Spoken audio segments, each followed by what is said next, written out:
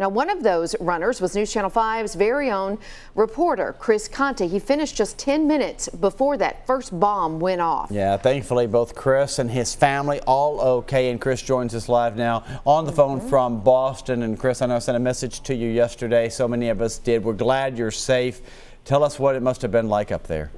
Yeah, good morning, guys. Looking back on it now, it was remarkably calm. I think part of that was that the shock of it all. No one really knew what was going on.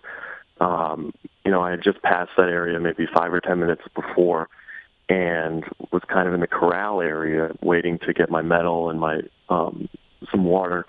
And you just heard this boom and just kind of turned around and saw the white smoke and the gray smoke rise up. And everyone was kind of fixated on that one point, looking back at the finish line when the second one happened.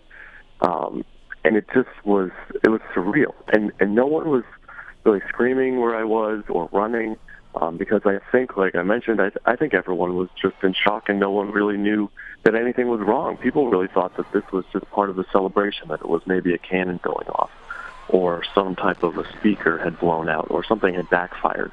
It took a good 10 or 15 minutes for people to really register, hey, this wasn't right, this shouldn't have happened. So, Chris, exactly how far away would you say that you were? And I understand your parents were there at the finish line as well, cheering you on as they wanted to watch you cross that finish line. And they're okay? Yeah, they're fine. I would say at the point that the explosion happened, I was probably maybe 100 yards away from where it happened. They were probably 100 feet from where it happened. The way the finish line is set up, where the bombs went off, that was on one side of Boylston Street, and then my parents were standing directly on the opposite side. We're talking about 3 or 4 lanes of traffic separating spectators on each side of the street there, so they were staring right at it.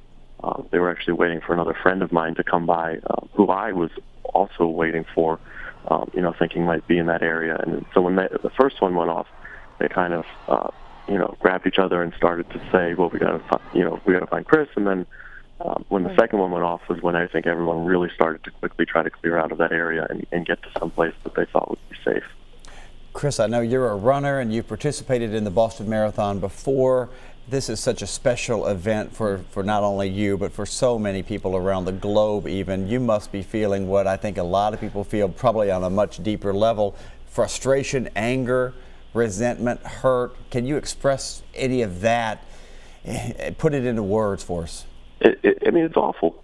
This event is so much a fabric of what Boston is all about. Boston is a lot like Nashville in a way that it's such a big city, but it's such a small city at the same time. And something like the marathon is really part of that. You just have all of these people that come out to cheer you on. And as a runner, these people out there are the ones that we rely on and the ones that we depend on to help us finish. They are out there pushing us and cheering us on.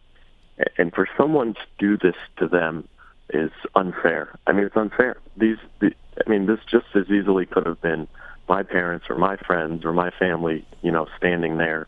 And I think that's what a lot of runners, including myself, are thinking today. Just how incredibly close we all were to this situation, and everyone knows someone who either was running this marathon or was watching this marathon. That's how big of an event it is, and for something like this to happen, it's unbelievable. Yeah. Chris, we're thankful that you're okay, and we're thankful your parents are all right. That is some good news in this tragedy, and we appreciate you getting up with us this morning and talking with us. A safe trip back home.